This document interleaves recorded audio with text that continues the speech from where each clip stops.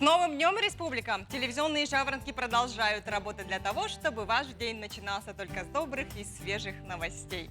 Меня зовут Ларина Сукуева, я очень рада приветствовать вас в нашей теплой и уютной студии. На календаре сегодня 28 сентября, понедельник, и сегодня отмечается Всемирный день борьбы против бешенства, День работника атомной промышленности, День генерального директора и День рождения ломбарда. Забавным также показалось и то, что 28 сентября – это День добрососедства, День пирога с клубникой и День глупых вопросов. Друзья, не забывайте, наш WhatsApp номер всегда для вас открыт. Его номер 8 914 279 2262. Так что смело отправляйте на этот номер все свои вопросы, в том числе и самые глупые. Мы сегодня ответим на все ваши вопросы. Ну а сейчас давайте обратимся к синоптикам. Что же они обещают нам на 28 сентября? Прогноз погоды на канале НВК Саха. Итак, сегодня в 6 часов утра в центральных улусах температура воздуха составила 7 градусов тепла. Днем воздух прогреется до 8-10. В Заречье в 6 часов утра было плюс 10, плюс 7, а днем будет 13 градусов тепла. На юге в 6 часов утра температура воздуха составила плюс 2, плюс 1. Днем ожидается 4-3 градуса со знаком плюс. В Вилюйской группе улусов в 6 часов утра плюс 4, плюс 1 градус, а днем ожидается 11-9 градусов тепла. В Нижнеленских улусах утром было плюс 5, плюс 1, а днем ожидается 9,6 градусов тепла. На западе 6-4 градуса тепла – это утренняя температура, а дневная 9-7. В Колымо-Дигирских улусах плюс 10, плюс 1 – это утренняя температура.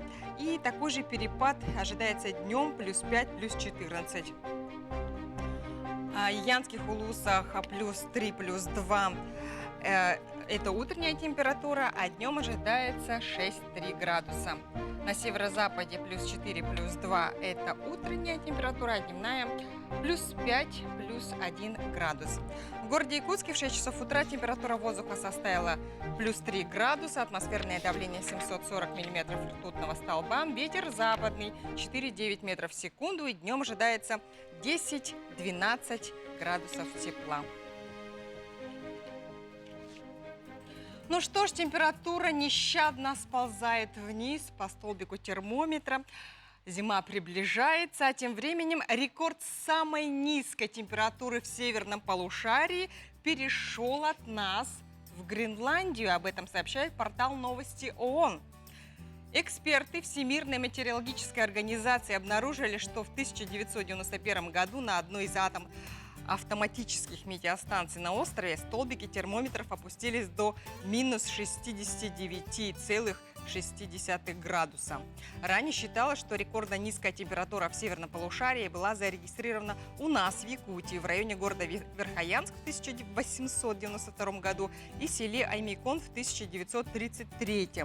Там температура опускалась до минус 67,8 градуса. А между тем, минувшим летом в июне в Верхоянске зарегистрировали рекордно высокую для этих мест температуру. Ртутные столбики поднялись до 38 градусов. Сейчас эксперты проводят дополнительные исследования и пытаются установить, является ли этот показатель действительно рекордным на территории за полярным кругом. Ну а самая холодная температура за всю историю метеонаблюдений была зафиксирована в южном полушарии. На метеостанции «Восток» в Антарктике в 1983 году температура там опустилась до минус 89,2 градуса. Конечно, после такой шокирующей информации многие якутяне посетовали, что в Гренландии, где зафиксировали холодную температуру, никто не живет, место необитаемое, в то время как в Верхоянске и в Аймиконе жизнь кипит. Любопытной показалась информация о том, что учеными названо растение, вымывающее из крови лишний сахар. Речь идет о синей кукурузе. Недавние исследования показали, что это растение обладает потенциалом защиты от множества опасных состояний, таких как сердечные заболевания и метаболический синдром. Синяя кукуруза выращивается в Мексике и на юго-западе США. Отмечается, что она слаще и грубее, чем другие сорта кукурузы, выращиваемые на муку. Растение содержит большое количество железа и цинка, антоцианы в ее составе обладают мощными антиоксидантными свойствами, которые помогают бороться с ожирением, сердечно-сосудистыми заболеваниями и диабетом. Кроме того, появилась информация, что ВЕГЭ в следующем году включит вопросы о поправках в Конституцию. В частности, эти задания будут внесены в экзамен по обществознанию. Об этом сообщает Интерфакс с ссылкой на пресс-службу Рособорнадзора. В ведомстве уточнили, что разработчики контрольно-измерительных материалов для ЕГЭ по обществознанию сразу заявили о планах использовать в 2021 году для заданий обновленный текст Конституции.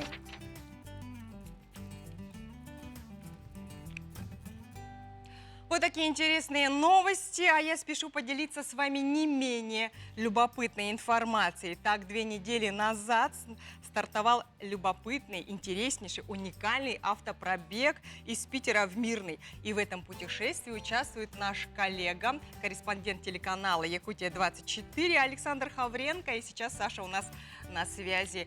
Алло, Саша, доброе утро. Доброе утро, коллеги. Рад вас видеть. Очень приятно видеть у вас в нашей студии. Скажи, сейчас, Саш, где ты находишься? Ну, мы уже практически проехали 98% нашего пути, и вчера мы приехали в город Усть-Кут на границе Иркутской области и Республики Саха-Якутия. Ага, сейчас в Якутске вот в 7 часов 11 минут. В Усть-Куте сколько времени? У нас всего час разницы, сейчас у нас 6 часов 11 минут. То есть несложно было просыпаться, да? Нет, вполне уже нормально. Мы уже привыкли к смене часовых поясов, иногда мы их меняли по 2 в день, так что нормально. Хорошо, скажи, пожалуйста, в чем цель вашего автопробега, в чем его фишка? Ну, во-первых, у нас автопробег уникальный, потому что мы едем, наши машины едут на природном газе. У нас все машины едут на метане. И первая наша задача – это показать, что из Санкт-Петербурга в Якутию реально доехать на метановом топливе, что везде есть заправки. Потом, естественно, мы должны показать, что это экологично и это очень экономично. И действительно экономично, потому что легковая машина где-то, мы посчитали, километр пробега на метане стоит рубль 10. Примерно вот так. Потому что и на бензине это раза в 3-4 дороже выходит. И вторая задача – это показать маршрут отпускника. То есть познакомить жителей республики с Россией, с Центральной Россией, с Уралом, Сибирью, с большими городами, с маленькими городами. Ну, чтобы люди понимали, что, в принципе, можно путешествовать на автомобиле и можно путешествовать на автомобиле по России. И это интересно. И Россия какая у нас большая, да, таким образом вы видите. Скажи, Саш, а напомни еще, на чем вы едете, сколько вас человек и сколько машин? Ну, изначально из Петербурга у нас выехало, значит, на метановом топливе 2 «Лады», «Лада Веста» и «Лада Ларгус». Потом в Уфе к нам присоединился автобус «Нефас», а во Владимире к нам присоединился сидельный тягач «Скания». Итого получается вот 4 машины. Но сейчас у нас, правда, «Лада Веста», она с нами доехала до Новокузнецка. Это был санкт-петербургский предприниматель, он доехал до Новокузнецка и уехал. Получается, сейчас у нас осталось 3 машины. Это «Лада Ларгус», сидельный тягач «Скания» и автобус «Нефас». Вот последние 2, вот «Нефас» и «Скания», они доезжают до Мирного и будут работать на предприятиях компании «Алроса». Скажи, как показал себя отечественный автопром в дороге, как себя ведет «Лада» в дороге? Не капризничает? Знаешь, удивительно, но нет. Особенно вот мы когда ехали Ну, понятно, что «Лада Ларгус», там, в принципе, думать о комфорте нельзя, потому что это рабочая лошадка, да, это машина, у которой сзади фургон, который грузится, то есть там, ну, об удобстве говорить нечего. А «Лада Веста», она приятно удивила своим довольно комфортным задним сиденьем. Я как пассажир ехал на заднем сиденье. В принципе, очень удобно. Никаких поломок у нас не было. Шин не спускали, масло у нас не текло. То есть все было отлично. И уважение к отечественному автопрому чуть-чуть, но поднялось. Рекомендуешь, словом, да? Скажи, пожалуйста, а каков ваш маршрут? Вы стартовали с Питера, и конечная точка у вас Мирный. Вот какие города были вот и есть в промежутке? Ой, у нас более 30 городов, но из таких самых значимых, да, я назову: Санкт-Петербург, Владимир, Ярославль, Нижний Новгород, Екатеринбург, Уфа, Тольятти, что у нас там еще было, Новосибирск, Челябинск, Кемерово, Хабаров, Новокузнецк. Кемерово, Нау- Новокузнецк, да, то есть, ну, весь Урал, вся Сибирь фактически, вот мы уже проехали, впечатления, конечно, космические. Саш, я знаю, что в Инстаграме и других социальных сетях ты в каждом городе, в каждом месте проводишь мини-экскурсию. Скажи, а тебе самому лично, какой город, какое место больше понравилось? Ну, каждый город был по-своему хорош, каждый город был по-своему удивителен, но вот, например, для меня большое открытие – это город Плёс. Мы когда заехали в город Плёс, это очень маленький такой городок, но он весь дышит историей, там нет застройки крупной, там все дома старые, маленькие, приземистые, одноэтажные, там прекрасная торговая площадь. Ну, это фильм, это, вернее, город, в котором снимался, например, фильм «Жестокий романс». Вот там его снимали. Потом в этом городе 2 или 3 года подряд жил летом Левитан, и более 200 картин он там написал. Замечательный. Замечательный город Екатеринбург. Нам в Екатеринбурге очень сильно повезло. Мы приехали туда вечером. Ну, утром уже должны уезжать. Что-то надо посмотреть, что-то надо делать. И оказывается, в эту ночь, когда мы туда приехали, в Екатеринбурге проходила ночь музыки. И по всему городу на нескольких площадках выступали музыкальные коллективы разных направлений. И мы вот полночи по этим площадкам мотались. Было очень здорово. Хабаровск отличный город. Нижний Новгород вообще Потрясающе, фантастический. наверное. Да, удивительное, Да, удивительное путешествие у вас, Саша, получается. В Якутске когда вы будете, когда планируете? Буквально через несколько дней, наверное, уже, да? Вот у нас финиш нашего автопробега состоится 2 числа 2 в Мирном. октября. И буквально на 2 следующий октября. день наверняка вы уже Да. будете в Якутске. Что ж, Да, огромное спасибо, 3 октября Александр. Я тут перешла с ты на вы, да? Увидимся теперь в стенах родной телекомпании. Всего доброго. Я напоминаю, что сейчас у нас на связи был Александр Хавренко, корреспондент телеканала Якутия-24. Друзья, я напоминаю, что наш WhatsApp номер для вас всегда открыт. Вы смело можете отправлять на него свои сообщения, вопросы. Сегодня день глупых вопросов. Поздравления. Так, например, у нас есть поздравление замечательное. Дорогую нашу любимую подругу Надежду Андреевну Попову, заслуженного работника культуры Республика Саха-Якутия, руководителя народного ансамбля танца СИТИМ СВФУ, поздравляем с юбилеем. Она педагог, балетмейстер от Бога. Ее знаменитые постановки «Чох-чох-хой», «Танец терхов» и многие другие стали брендом якутского танцевального искусства, который представляет в российских международных конкурсах и мероприятиях.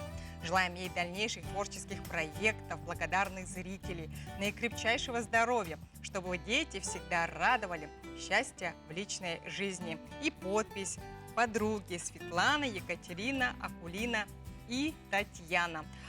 Вот такое замечательное поздравление. Мы присоединяемся к этим пожеланиям. Ну и, друзья, не забывайте, что вы также можете отправить свое поздравление на наш WhatsApp номер, и я обязательно его прочту. А сейчас я предлагаю отправиться вместе с нами в Тампонский район, в поселок Хандыга, который с каждым годом все преображается. А с приходом осени строящиеся здания многопрофильных гимназий и многоквартирного дома на улице Магаданская украсили живописные муралы. Первая монументальная живопись появилась на фасаде новой гимназии. Здесь художники-оформители дизайн-группа «Айтал» отобразили особенности Тампонского района. Верхоянские горы, столб нулевого километра Магаданской трассы, река Алдан, самосвал и баржа с каменным углем, а также, конечно, символы наук. Тампонский район, поселок Хандыга, все равно с промышленностью уже связано. И вот, как вы видели, наверное, в мурале, там все показано. Концепция немножко поменялась, потому что по приезду мы съездили на природу, и увидев всю эту красоту, конечно, все это надо было запечатлеть. Еще один мурал на стене строящегося многоквартирного дома в поселке Хандыга нарисовали самозанятые художники строительной компании «Атлант».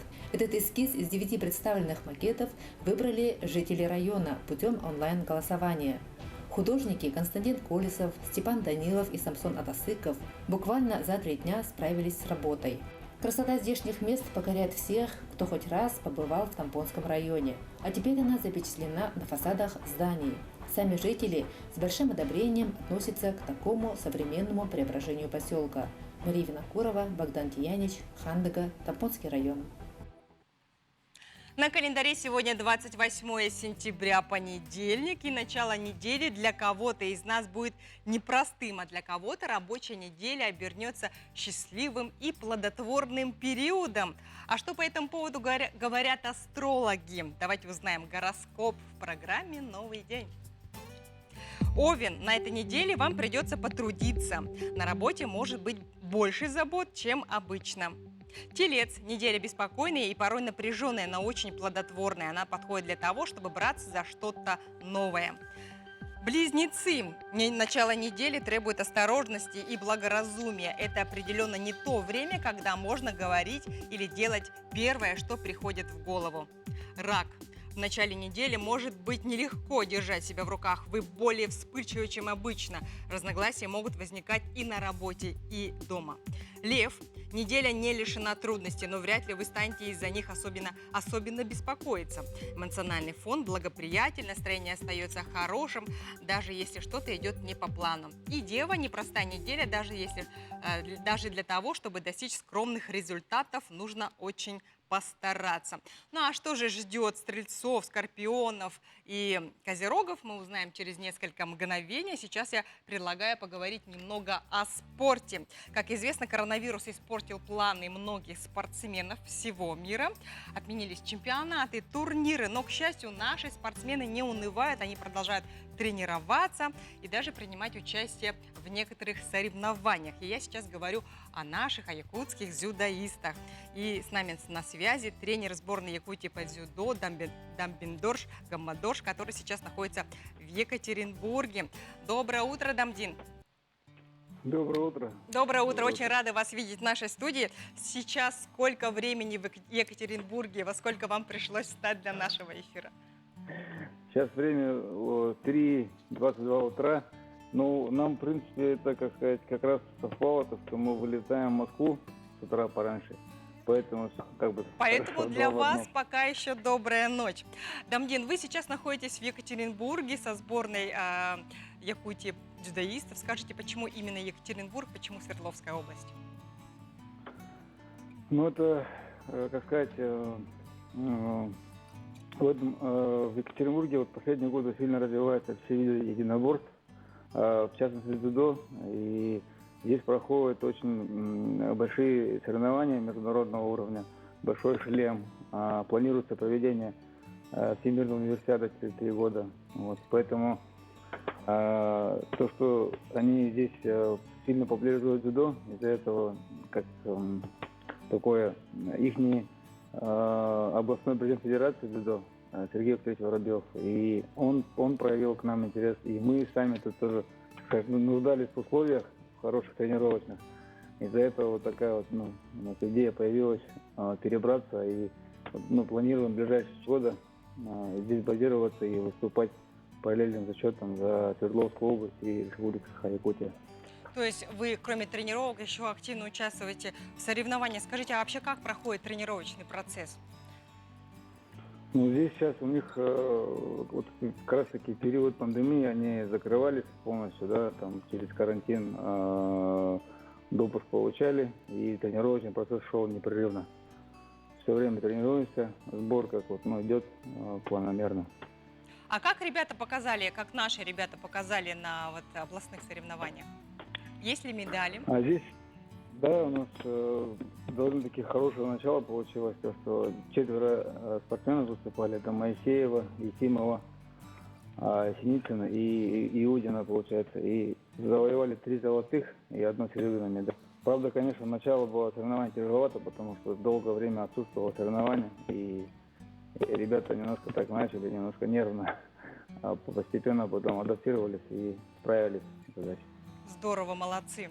Дамдин, вы сказали, что сейчас у вас 3 часа ночи, но вы встали для того, чтобы отправиться в какой-то тур, да? Расскажите, куда отправляетесь, что за путешествие? У нас получается 2 ребят наших, это Алинка Надежда Татарченко и недвинская дзюдоистка Лихата Ольга. Они должны выступить на чемпионате Центрального федерального округа. Едем за путевкой на чемпионат России. Сегодня вылетаем, завтра уже первый день соревнований. Ну что ж, мы все, наверное, будем желать вам удачи, держать кулачки. Скажите, а какая сейчас обстановка по заболеваемости коронавирусом в Свердловской области? Ну, если смотреть количество, то их, ну, сравнивая с Якутией, как бы звучит больше, да, 141 человек больных. Но если вообще всего смотреть, то население, конечно, почти 5 миллионов, поэтому здесь в 2 раза меньше, получается, больных на душу населения. Поэтому, ну, как бы стабильно, получается, под контролем. Вы носите Количество. маски? Как наши ребята чувствуют себя? Обязательно, конечно, соблюдаем все меры защиты. Когда вас ждать домой уже? Когда вы приедете? Ну, я думаю, что у нас вот из-за того, что вот пандемия, да, все старты были переносились, и сейчас столько всего накопилось на конец года. Поэтому вот у нас в ноябре чемпионат в Хабаровске пройдет, потом далее в Мурманске юниорское первенство России, и в Барнауле кадетское первенство России, это где-то в середине декабря. Поэтому я думаю, что до этого времени будем находиться, чтобы вот, тем более не рисковать, да, этими разъездами по России, там, чтобы не было возможности заболеть там, да, поэтому после всех турниров только вернемся. Что ж, огромное спасибо вам за участие в нашем утреннем эфире, за то, что вы так рано встали, чтобы повстречаться с нами, с нашими телезрителями. Мы желаем вам удачи, ну и ждем вас уже домой. Всего доброго. Я хочу напомнить, что у нас на связи был тренер сборной Якутии по дзюдо. Он сейчас с ребятами находится в Екатеринбурге. Но мы продолжаем пытать астрологов. И теперь давайте узнаем, что ожидает на этой неделе наших телезрителей, родившихся под знаком Весы, Скорпион, Стрелец и оставшихся знаков. Итак, Весы. Неделя будет непростой, на полной возможности. Не бойтесь браться за что-то новое, импровизировать и экспериментировать. Скорпионы, сложно не нервничать в начале недели. В это время происходит много событий, которые на первый взгляд кажутся важными. Стрелец, важно не спешить с выводами. Информация, лежащая на поверхности, не всегда верна. Козерог. Начало недели – время, когда особенно важными становится реалистичный взгляд на вещи и объективная оценка собственных возможностей. Водолей. Легкая, благоприятная неделя, щедрая на вдохновляющие новости и интересные предложения. Рыбы. Большая часть недели будет довольно утомительной, забот куда больше, чем обычно. Но это часто заставляет понервничать. Вот такой прогноз астрологов. Если вы верите ему, то следуйте ему. А если же нет, то составляйте свою собственную программу. Через несколько мгновений в этой студии встречайте моих коллег Романа Нергуяна. Я с вами прощаюсь.